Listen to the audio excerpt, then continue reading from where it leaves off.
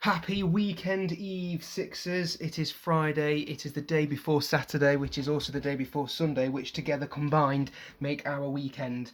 Very, very happy about this.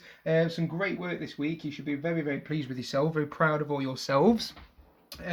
Today is sort of our last day on this section about the mills. Remember, we're going to carry on Monday and Tuesday about the mills as well, but it's going to be a bit of a different take on it. So this is sort of our last bit about this section of the mills. So what we're going to be doing, we're going to be using facts and arranging them in a purposeful way. Remember, whenever we can sort of create something using facts and information, we don't just want to slap it down on a piece of paper and hope that people are going to find the information. Just like you did yesterday when you were skimming and you were scanning, you'll find that information quite easily because it was written in a purposeful way. How are we going to be doing that? By using our work from our secondary historical sources. That was yesterday. Those two sort of documents that we looked at yesterday, they are secondary historical sources, remember. Why we're going to be doing that? To write a fact file on Sir Richard Arkwright. So to start off with though, we're going to do this quiz. So in your classrooms or at home, I want you just to pause the video and I want you to try and answer those 4 questions as quickly as you can. Off you go. Okay, so question number 1. What year was Richard Arkwright born? Let's go through these answers now. He was born in, let's just move that out of the way. He was born in 1732. But some of you might have said the year that he built his first mill. Where did he build his first mill? It was in Cromford. Why did he choose Cromford of all places? Well, because it had flowing water all year round, which ran his machinery as well. We'll come on to that in a second. And what made him extremely rich? It was selling his ideas and machinery to other mill owners. It was also sort of building these mills and what have you, but it was the selling of his ideas there that made him extremely rich in his later life. So let's just cover these back up again. Ready for the next person to do the quiz. Let's move on to this section here. Now, I found this website, which I'm going to put in today's links, and also if teachers today want to go to this website, it will take you to this here, which is quite a well put together website, really. If you sort of scroll down, it takes you through some of the things that we already know as well, but it brings you down to this section here, which is sort of like his the history as to what he actually did. So if I come back to this here, if it open, there we go. So this is what spinning used to be. It used to be one person on one machine spinning that cotton to make it into sort of thread, something that we could actually make something out of. This was Arkwright's first prototype machine that he made. He realised that instead of just having one person manning it and being quite skilled at the job, because that was quite a skilled job that he needed to do, it could be an unskilled labourer just running this machine by like turning a handle or something and the machine and spinning the cotton. So that was his prototype. That was sort of his first idea. He then what's the word I'm looking for? Improved his prototype and made it into this sort of thing here, which then could then spin 4 threads of cotton in one go. And then with that machinery, they made it even bigger to put inside the mills. But it says here, I've lifted this straight from the website. Arkwright had realised that water power, rather than horsepower, was the most efficient way to run his machines. Huge water wheels, so there I've just taken a picture there off that website of the water wheel that then ran all the machinery inside this mill. Installed at the mill, driven by the river, provided the rotary motion. The rotary means going round and round and round to drive the machinery. Thereafter, Arkwright's spinning machines became known as water frames. So these were wooden frames that he then were made called water frames because they were ran by water. And so these are the machines that he had inside his mills. But then this is sort of a plan. This idea here is then what he sold to the different mills and mill owners, and that's how he made his money, by selling a piece of paper like this, really. And then they built a mill using his ideas, using his plans. So I just wanted to show you that website. If you scroll down as well to the bottom, a really interesting bit here. I won't go through it on this is for you to read. Arkwright on trial. Quite a good. I never knew any of this. Quite a good thing about how Richard Arkwright is actually accused of pinching other people's ideas in his machinery and how it didn't quite go to plan for him. So have a little read on that as well in your classrooms and at home. That's quite an interesting read, that. Let's move on to these slides here. Hopefully you've read that one now. So this is your task then.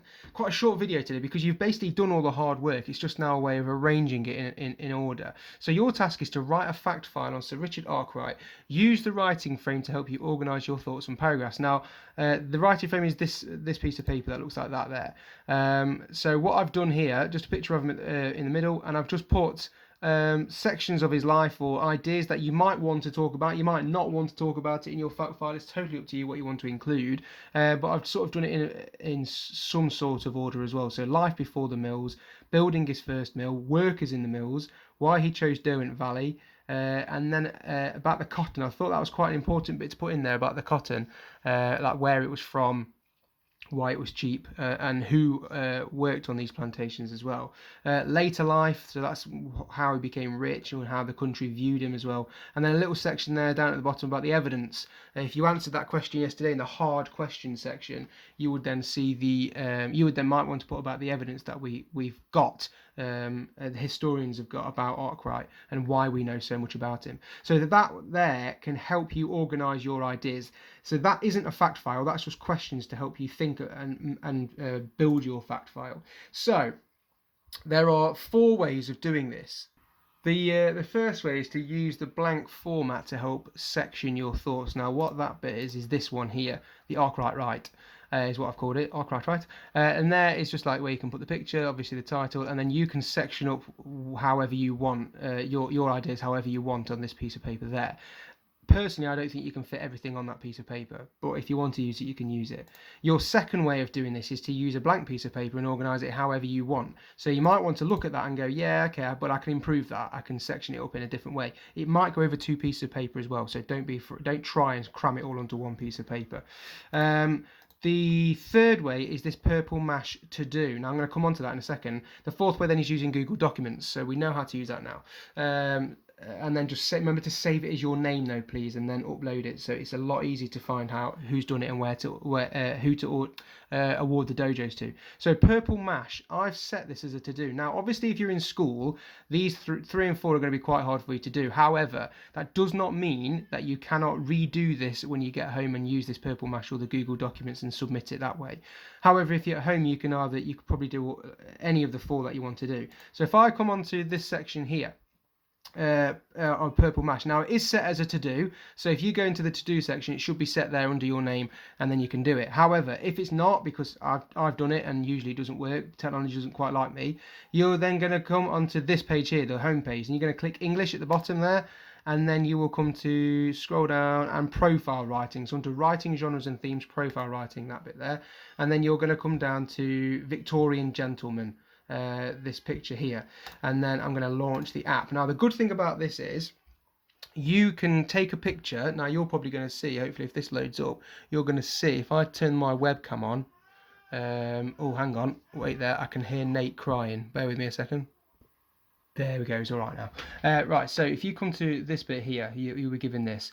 Good thing about this is you can use your camera to put your face in that. So if I turn my camera on, you can obviously just download any picture and open it with this section as well and put it in, but it'll be more fun to do this, won't it? So if I turn my camera on, you should be able to see me now. There we go. Here we are. So if I take this picture, I could click anywhere on here. So let's just put a nice face. Okay, so there's my face there, and then zoom in. So there you go. So now I'm a Victorian gentleman. So if I click in here and I start typing blah blah blah blah blah, I just then want to click this one here to make it a bit smaller, then I can actually fit more in. Now you're going to sort of write this then, because it looks like a speech bubble, as if you are Richard Arkwright. So the I is in first person all the time, won't it, instead of he. So I did this first, and my first mill, and the pronouns would change. So just be careful on that if you're going to use this as well. Another good thing is you can then record your own voice. So say let's say that hello, my name is Richard Arkwright, and spell that correctly. You can then record it. So if I press record there, it should come up with this here, and then if I press that red button, I can then move that over there, I can then read this bit here. So here we go, gives me a countdown. Oh no, wait, I should be speaking now, so let's stop that. Let's cancel, go again. Right, I thought it gave you a countdown, but it doesn't. So as soon as I press it, you start talking. Hello, my name is Richard Arkwright.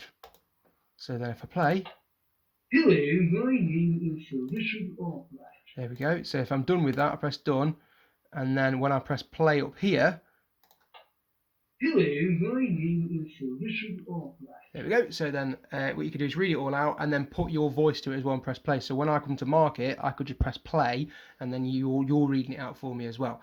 So that's how you can use Purple Mash at the same time to do your work. So it's totally up to you how you want to do it. Numbers 1, 2, 3, or 4, and then just submit your work on Class Dojo. If you're doing it on Purple Mash, actually, maybe just send me a message on Class Dojo to tell me that you've done it on Purple Mash. Or just upload it in the normal way, either on Google Classroom or Class Dojo. It's over to you. Good luck with it, and I shall see you on Monday. Bye.